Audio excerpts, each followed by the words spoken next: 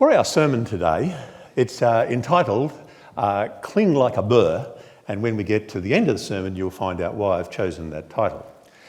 The story is about, as you've already picked up from our children's story, it's about Katharina von Burr, the nun who escaped the nunnery, or the convent, we should say, and made her way to Wittenberg, where Martin Luther was, and in time is going to marry Martin Luther. And so her name will be used probably by me most of the time throughout this sermon, Katie, because that was the name Martin Luther gave to her, Katie, well, one of the names.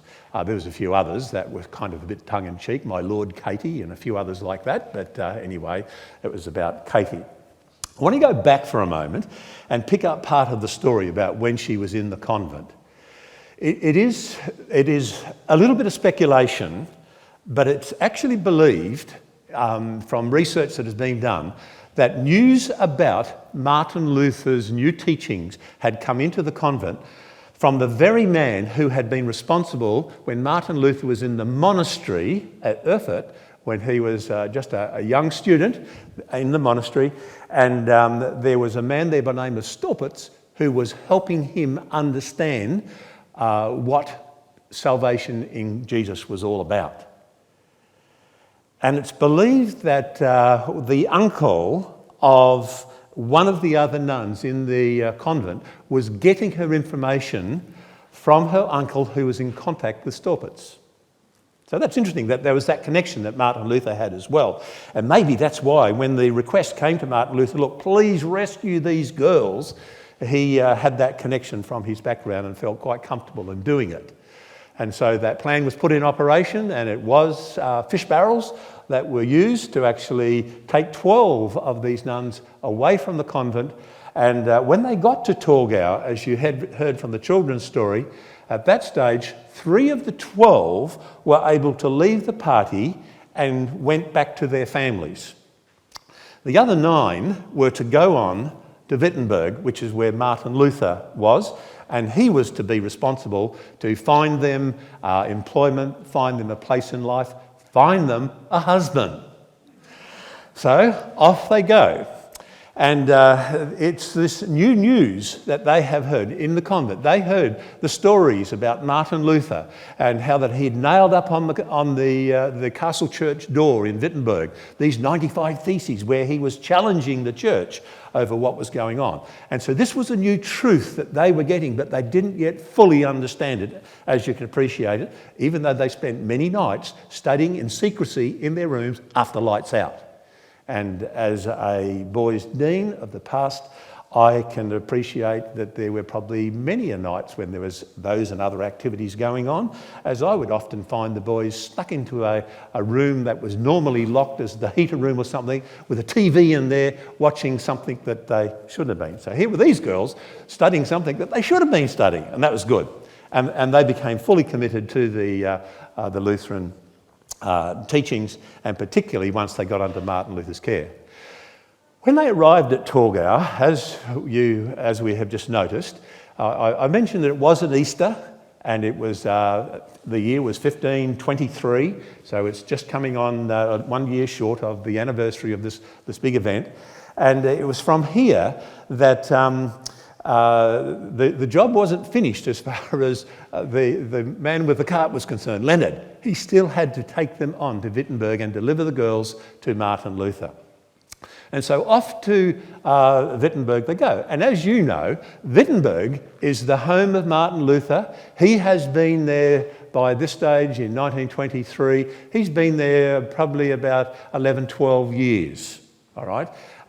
Working in Wittenberg, been on his journey to Rome, nailing up the 95 Theses, been around on trial in different places, facing different authorities. And so this was his home. This was the centre of the Reformation, as far as the theology, if you like, of the Reformation was coming out of Wittenberg. Torgau, on the other hand, became a very, very important link in the Reformation. It is often overlooked with the importance that Torgau played. It was the political connection to the Reformation, because as you know, a lot of the work of Martin Luther was done with the princes of Germany that then had their state, like, for example, Saxony, which is where our story is located. These states had given their loyalty to their princes and what the princes were accepting as truth, whether they would remain true to the medieval church or whether they were going to take up the new Lutheran teachings and be supporters of the Reformation that was starting in Germany. And so the political leaders, that castle that we talked about there, that belonged to the electors. They were the princes, the dukes, who came together to elect the new monarch for the Holy Roman Empire. And Charles V is the man who will come into our story perhaps a little later as well. And so you've got the political centre of the Reformation and the religious centre of the Reformation in these two towns. And it is estimated that from the writings of Martin Luther and from other things that you'll see later, that Martin Luther probably did something like 40 to 50 trips from Wittenberg to Torgau over the time. And I'm going to suggest to you that on some occasions Katie came back with him, but I'll come to that a little bit later on. So here we are in Wittenberg. And Katie is taken on a tour of Wittenberg with the other 8 girls and to look at some of the significant things around Wittenberg, to put them in a context. So I'm going to put you in a context for a moment. This is the town hall in Wittenberg and the main square right in the centre of the old town. Beautifully done up, Wittenberg, by the way. It is in the territory of what we used to call East Germany. And until the wall came down, until money was poured into East Germany and restoring a lot of these lovely old buildings, what you're looking at today was pretty much in ruins, kind of. You know, it was very dilapidated, and in some cases it was still in ruins. But in recent years, there has been a terrific restoration of these two towns and so on. That's the town hall. And just beyond the town hall, there was what was called the town church, because it was right there beside the town hall. And this is where Martin Luther preached his first sermon. So you imagine the girls were taken in and given a good look here. And Wittenberg was a very pretty city, you know, as you walk down the streets, flower pots in the windows, etc. Then they were taken to the other end of the town where there was what was known as the castle church or the university church. And this is where Martin Luther still preached. It wasn't his home church, but he preached regularly in here because he was one of the faculty of the university.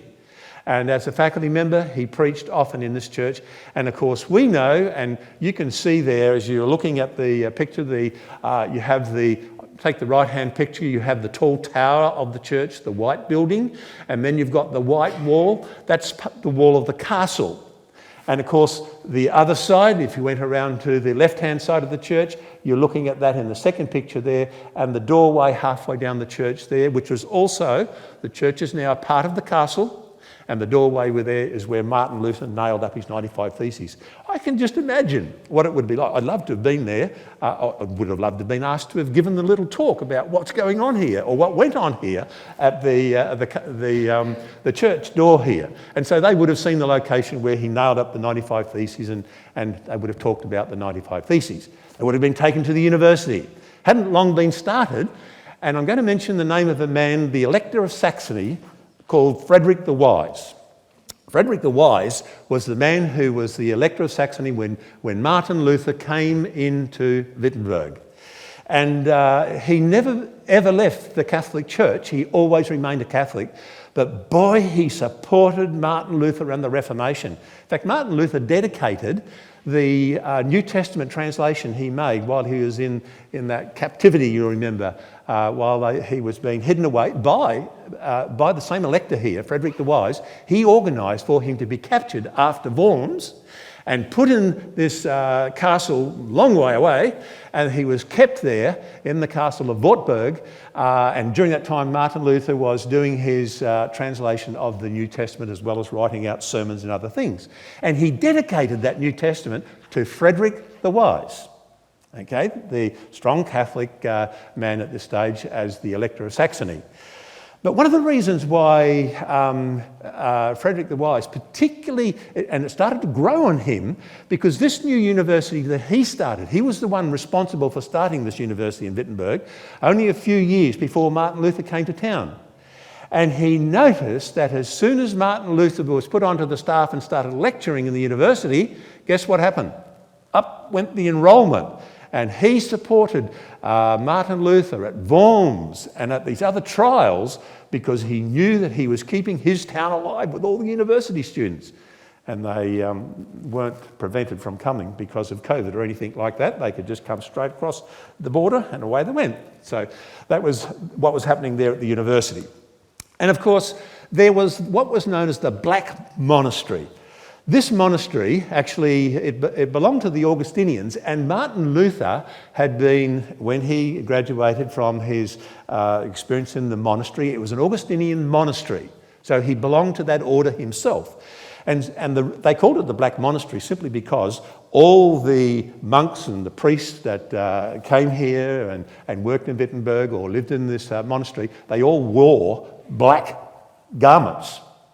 And that's where it got its name from, and that's where Martin Luther lived. From when he arrived in 1510 was the year when he arrived, and so they would have got to know probably also a little bit about the Black Monastery and the monks who were living there as well. Now the fun started, and that was Martin Luther had to find some wives for all these people. And he did one by one.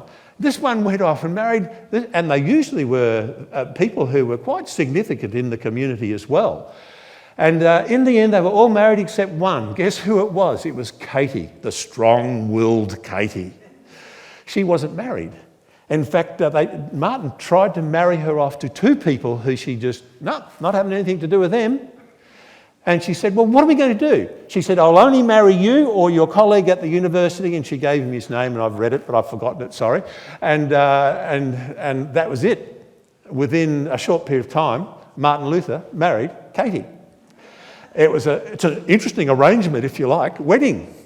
But it was an interesting start to their married life. They really could not say that they had fallen in love before they were married. But they learned to love one another, and we'll talk a little bit about that marriage in a moment. But I just want to go back to this Frederick the Wise, the man who I was talking about. Guess what he did? He decided they needed a wedding present. There it is. Not bad, eh?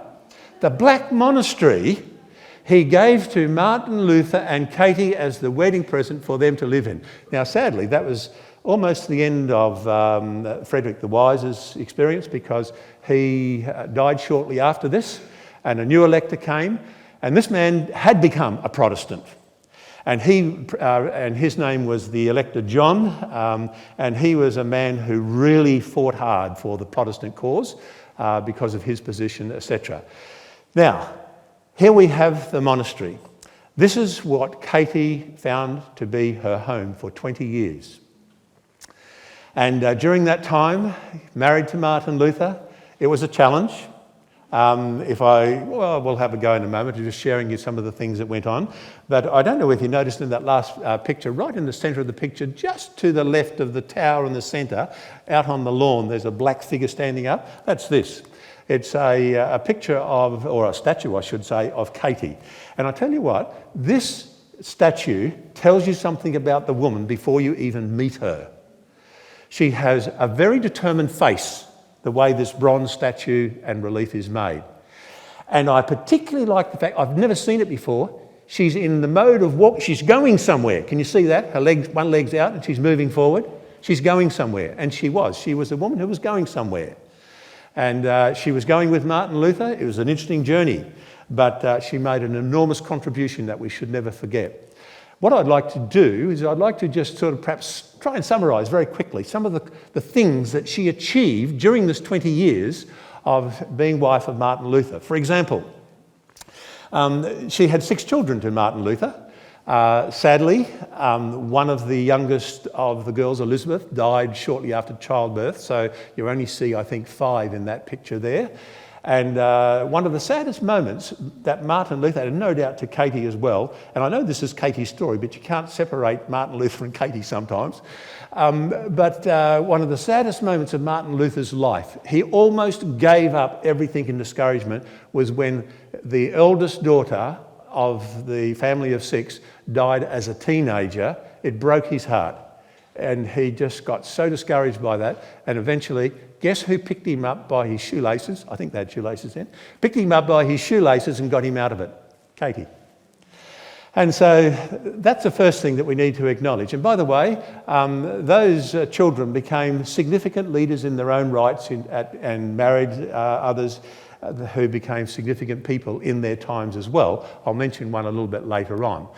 The other thing about Katie was that she managed the household, the property holdings, and a farm or two, I should add in there. There wasn't enough room to add that.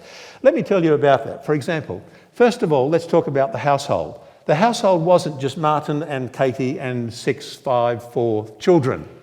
It was a whole dormitory. That building that you saw, yes, what a massive big house to give to a monk and a ex-runaway nun. Are they going to fill it up? Well, not with their own children, but they had students, lecturers, and priests still of the Augustinian order who came and lived throughout that building. And there were rooms for lecturing, there were, libraries, everything he brought into that building as a part of the university. He still lectured over in the university, but he also lectured here in the what used to be called the Black Monastery, now the Lutherhaus for German, and so this was the place where Martin Luther and Katie lived. Katie managed very well. She had a team of people who helped her with caring for this large family of people that she had. Visitors who were coming to seek out Martin Luther, Katie was the one who cared for their accommodation, for their physical needs and for their food, etc. And she just became a master at organising a whole program there in the monastery. And you'll see this come through in a minute as well. Property, yeah, coming with the Augustinian house that was donated by Frederick the Wise, there were a lot of holdings that were connected to the monastery as well that Katie took over the role of running. There were orchards, there were gardens, there were animals, and all kinds of stuff came with it. And she became a farmer, would you believe? At a later stage, much to Martin's disgust, she was donated a farm that was a day's journey away, and she would often go for a day's journey and stay away to have a little bit of rest, I guess, and work on the farm and the property with the people running it there. Then back she'd go to the monastery again and continue the work there for the household. So she was quite a capable person. She really developed great skills. She knew how to deal with cattle and animals of all kinds. She even ran the brewery, because often breweries were associated with monasteries. And she knew how to care for the chooks and everything. She had the lot. She knew how to do it, and she did it extremely well. And Martin Luther was very proud of her. And I guess the other thing that we need to say about Katie when we start talking about the property, I love showing people this particular photograph. This is a photograph today, as you can see, of the restored property again. And right in the middle, just before you get to the tower, there's a doorway that you can see enlarged on the corner there. That doorway, would you believe, was a very practical birthday present that Katie gave to Martin Luther for, I think it was his 50th birthday or something. It was around about that period of time anyway. And she thought, well, this is a nice present for Martin. Out of her money and from her farm and from her dealing with things and selling property as well as what was happening in the monastery, she was able to buy that doorway. Now, that's a restored doorway that you're looking at now. But originally it was a doorway that was put there by Katie, and it became part of the monastery. She put in another set of stairs because there weren't enough stairs in the monastery, and she did huge refurbishings in the monastery as well. Very capable lady. All right, but it didn't stop there. She was also a very educated person. Go back to the convent. Her training and her knowledge learnt in the convent was extensive. She was a good student. And she was an educated person. She was a well-read person. And believe it or not, inside that very large job description, she still found time to read. And so when it would be coming to, for example, the table, because often at the table where Martin Luther was seated for his meals, etc., often there would be a large group of students around him as well. And when the meal had finished, or even sometimes perhaps while the meal was going, they would ask questions. And Martin Luther would give answers. He would also give homilies. There's actually about, I'm aware of 3 volumes, there might be more, of sermons that were sermons given in the monastery in this home setting. Not at the church, not at the university, but in a home setting to the whole family and anyone else who was there. And I've put this photograph in to try and illustrate this. It's a little bit like the original photo I showed you a moment ago with the family there, but this person has added another figure. It's the person of Melanchthon. He was the one who became the follower on from Martin Luther after Martin Luther died, Melanchthon. And he lived in the monastery, but later he too married and went and got his own home outside the monastery, and you can visit that today as well.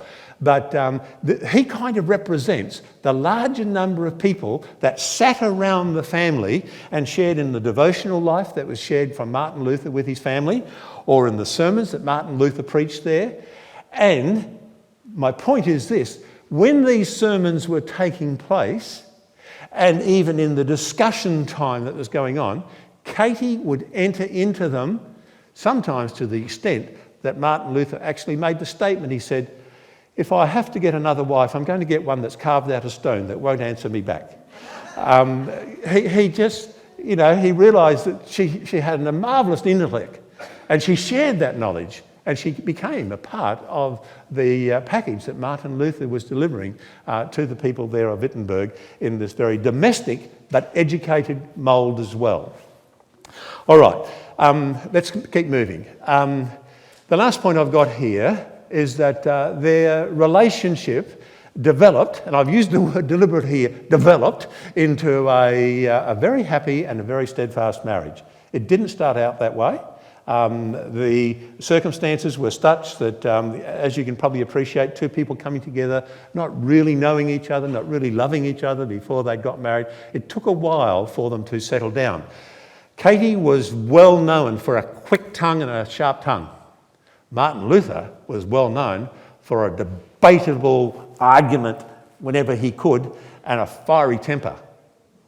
That's not a good combination. But they made it. And look, I would love to see, I've just seen the time, so I will not read some of these to you, but there's a book here which I have in my library called Martin Luther Had a Wife. And so did John Wesley, and so did Dwight Moverley, and it goes on and gives all the other people who are mentioned in the book and their story of their wives, etc. And I love this chapter on well, it's a shame that it's called Martin Luther Had a Wife. It should be Katie was Martin Luther's wife, and given her the credit of the name. But there are some wonderful statements here where, for example, towards the end of their marriage here and toward the end of this time, Martin Luther said, "Look, I would not change Katie for France or for Venice." Must have been a coveted thing back in those days to go to own, I'm not sure. And then it goes on down a little bit further, talking about the quick tongue and so on of Katie, and Luther with his intense debating and his short fuse, etc. But how eventually they made it together. Notice this one. She managed the areas that I delegated to her. How condescending of him. Yet it says, going after that, Martin Luther was motivated more than by duty, but he was motivated by love in pursuing it. Katie was married on the rebound, yet undeniably a deep love grew between them. Surprisingly, the marriage of Martin and Katie Luther became a model for Protestant marriage. And look, to that extent, can I now move just very quickly to run through some pictures here. Every year, now the interesting thing is, this happens either on the 9th or 10th or around the closest weekend to that date, which is the anniversary date of Martin Luther and Katie's wedding, all right? And every year, and it's only been the last 30 or 40 years that they've been doing this in Wittenberg, but they now have another ceremony added to the religious calendar. They used to have Reformation Day. Now they have what's it called? Martin and Katie Luther Wedding Day. And the whole of the town comes out and celebrates. And look, I've just thrown in some pictures that I found on the internet there. The interesting thing is when we arrive in Wittenberg, usually at the timing of the tours that we were going through here, they were just setting up for this occasion.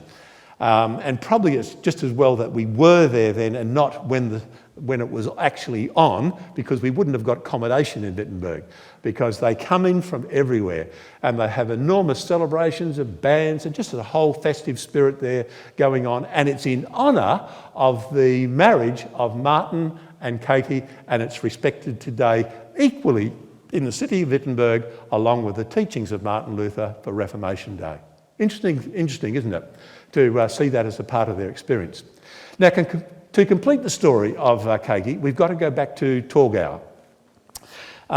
Because this city, interestingly enough, and I've mentioned I'll just quickly go through this again, the electors of Saxony, this was their home, this castle was their home, but they had castles in all the other major towns around as well, because they'd come and stay for a week or so, do their business there and so on. They were itinerant rulers.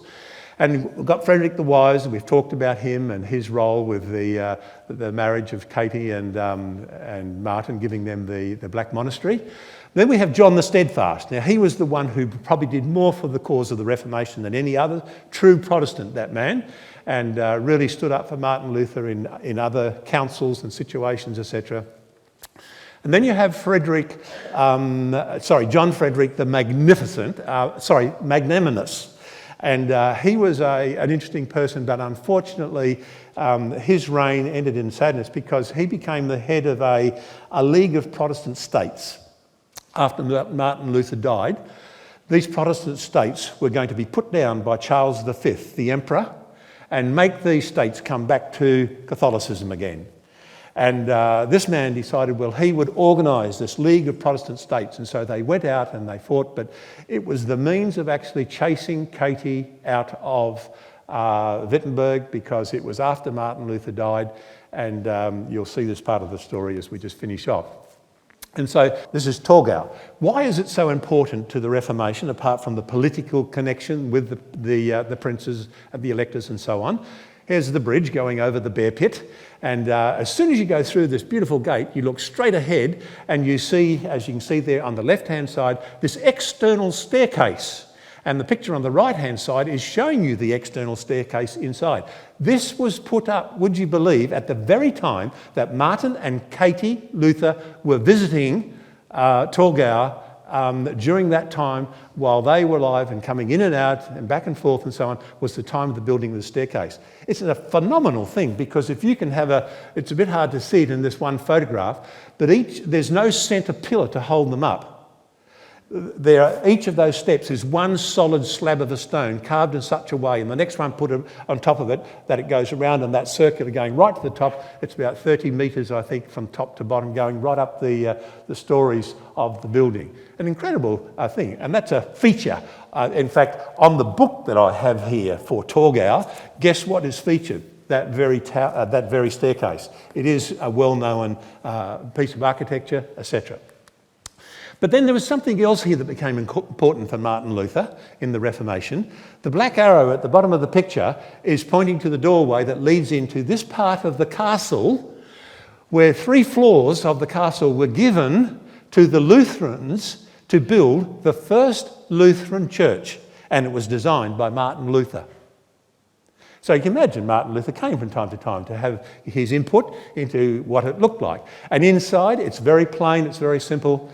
And maybe on another occasion, the pulpit, which we have one of our groups standing in on the side there, and I deliberately haven't shown you the photographs because it's for another time. There are 3 photographs there that illustrate the 3 major concepts of the Reformation: sola scriptura, saved by grace alone, and faith alone. And they're illustrated by 3 New Testament stories. It's a great pulpit. That's another whole day. So here was this lovely chapel that Martin Luther had organised, and he was coming in and out of Torgau. Now, when I arrived the first time, it was after a tour had finished. Harold hadn't taken us as a group to Torgau on the tour, but from my reading I thought, this is interesting. I want to go to Torgau to see what I can find. So I went to Torgau after the tour was over and got out at the railway station, and there was this beautiful, like a mural, but it was a painting on the wall inside the station, and it was of the castle that I was about to go down and see and be most impressed by. But instead of just having Martin Luther painted on it, they had Katie and Martin Luther painted on it. And it was interesting, when I got out and started moving around, I couldn't find a street called Lutherstrasse for Martin Luther, or Martinstrasse, as you find in other places. No, I found Katharinastrasse Street. All right? And so here's a street for Katharina. Why is she getting the recognition? And then as we went walking, I began to realise, and there's a building here looking at from two ends, and only those of you who are very close will see this, except those at home. You get a close view at your TV. But right up there on that building is called Her Katie. And on the other wall over on the other side, and we're now looking at the back end of the wall, it has again Her Katie Restaurant. So here's a restaurant in town dedicated to Katie. And a little bit further along, here is another building, and this was the house where Katie died. And it's a museum today, and you go into that and see that as well. So I'm beginning to realise now, hey, this story's got something to do with Katie as well. Did she come with Martin Luther when he came to do his work with the Reformation, with the electors, with the new church they were building? I reckon she did. I reckon she was at least there on the day that they actually had the opening, and we can read Martin Luther's sermon, actually, that he preached on that day at the opening of this church. It would have been a great occasion. And I see her joining Martin on several occasions. Also, by the way, their eldest son had been sent away to boarding school in Torgau during the time while Katie and Martin Luther were both still alive. And I would suggest to you that she wouldn't be sending off her son to boarding school only that far away without not only probably taking him down and settling him in, but I would imagine also going down occasionally and visiting, because Martin was going down for business, she was going down to see her boy. And so I think she visited this place a lot, more than we actually know from, there's an absence of information in the records, but I think she visited there a lot. But what we do know is this, and this is probably where the connection has come for Katie. In 1546, Martin Luther dies. He'd been called over to Eisleben. There was a dispute, a political dispute going on, and they felt he would be able to settle it. So he came over, he preached so enthusiastically that he had basically what we would say a heart attack today, and he died there in the town. It was the same town in which he was born. He was taken back to Wittenberg, and he was buried, as you see there, by the headstone inside the castle church, or the university church at Wittenberg. He was buried there in the church at that time. That was 1546. All right? Well, what's Katie going to do? The sad thing is that what happened was this. Because almost as soon as Martin Luther died, Charles V, the emperor, said, right, now's the time for us to act and to bring back these rebel princes and the Protestant states, bring them back into Catholicism. And that's when the elector that I spoke to you about before, when he went out and he organised the League of Protestant States, etc., and they went into battle. Sadly, initially, the Protestant cause was hit very badly. Wittenberg was hit terribly.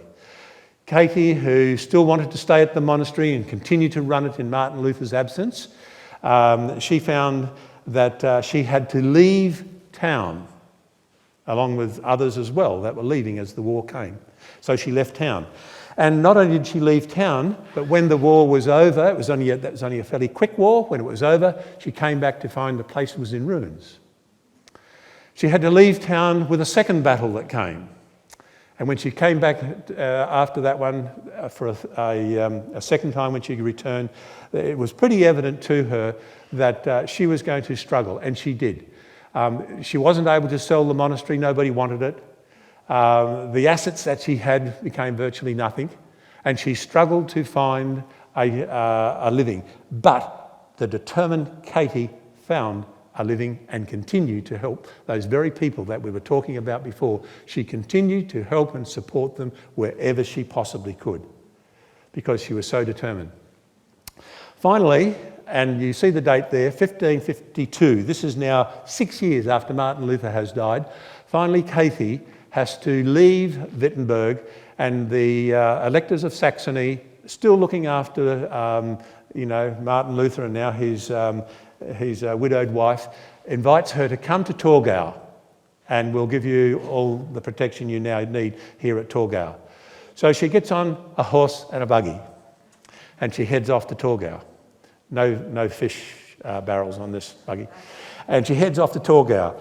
But apparently there was something, whether it was natural, like a storm, or what, I can't pick that up, but the horses freaked in the journey just as they were getting to Torgau, and it tipped Katie off the buggy, and she got an injury from it. She was taken, and I showed you before the house where she was taken, and for 3 months she went in and out of consciousness from the injury she had sustained from that fall from the buggy at Torgau.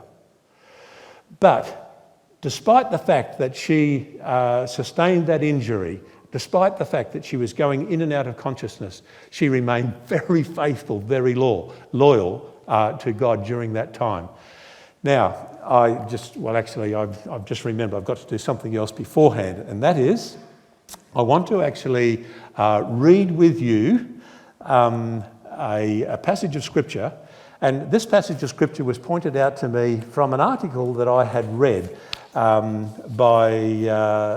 was on the internet, and this article actually was telling the story of how, June, every year they have the celebration of the marriage and the wedding and so on. And it was telling on this particular year what the theme was for the sermon and what they were preaching about. And the end of the sermon, they got up and they read Proverbs chapter 38, verses 10 to 31, as being appropriate for the story of Katie. Now, we're going to read those verses as our scripture passage for today so that I can make my concluding comments.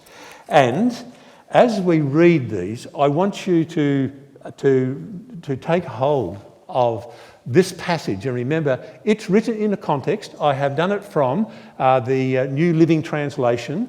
And from the New Living Translation, it has modernised some of the cultural aspects to it.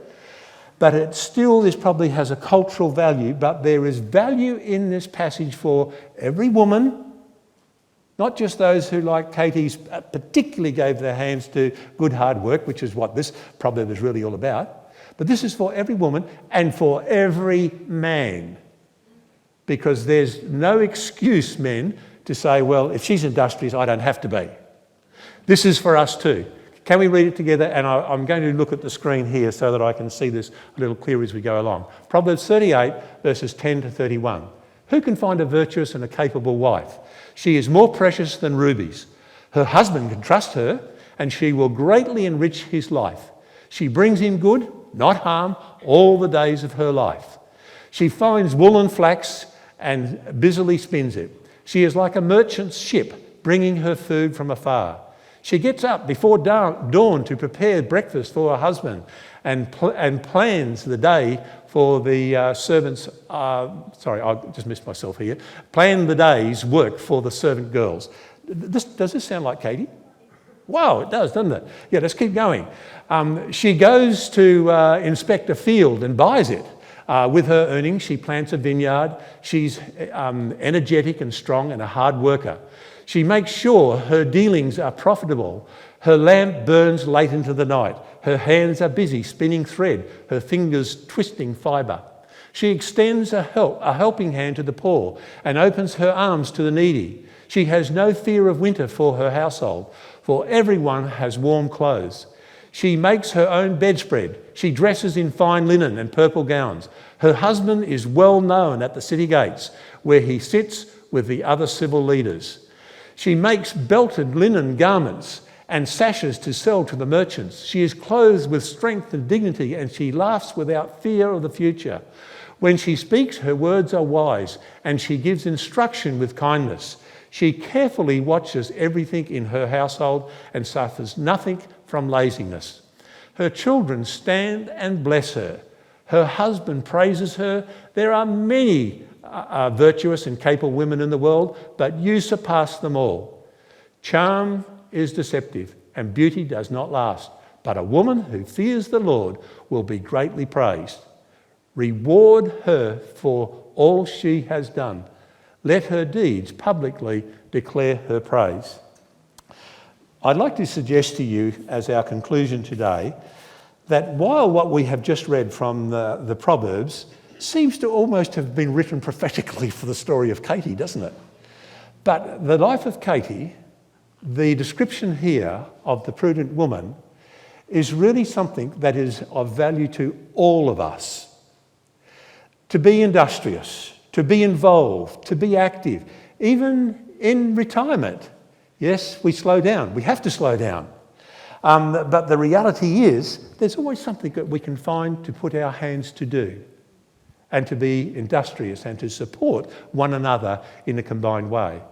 And this, by the way, I don't see this in any way as saying that women should be only, housebound.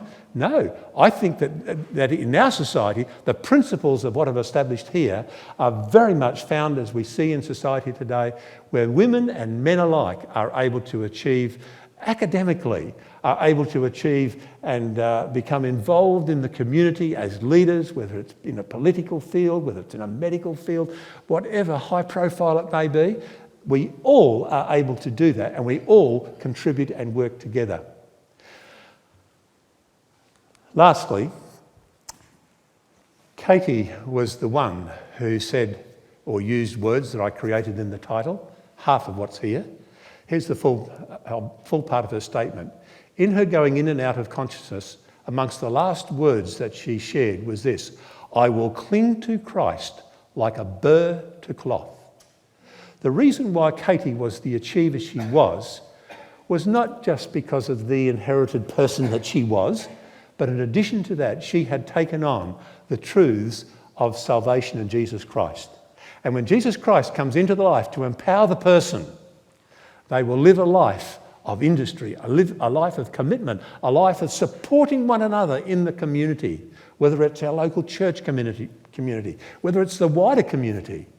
That's what we all will do, following the principles of what are outlined for us here. I would like to acknowledge in closing, and this is my closing, I'm sorry, I've landed the plane a couple of times, haven't I? But this is it. I would like to acknowledge here that there are many Katies in our life. My wife's a Katie. My mother's a Katie. She's 100 years old in 10 days' time. And I guess I see in the description that I have just read, yes, she never took on a big career, but she became a Katie in providing the needs for her family, all of us, young, old, dad, the lot of us. And she was industrious always, doing many of the things that we read there. And I just simply would like to acknowledge that. I won't have the opportunity to be there at her celebration in just over a fortnight's time when we are going to celebrate her 100th birthday, and I probably would have made some similar statements. However, I'd like to acknowledge here that, Mum was a person who epitomised the principles that I want to adopt, that I would love to see all of us adopt in relating to Christ and sharing him and having him stick to us like a burr to our garments, to our clothes. Hard to remove. And in doing that, we become the useful Katie. Our Father, may Christ stick to us as close as a burr. May he not be separated from us. May our life be an outworking of your Spirit in us so that others will be able to praise you. This we pray in Jesus' name. Amen.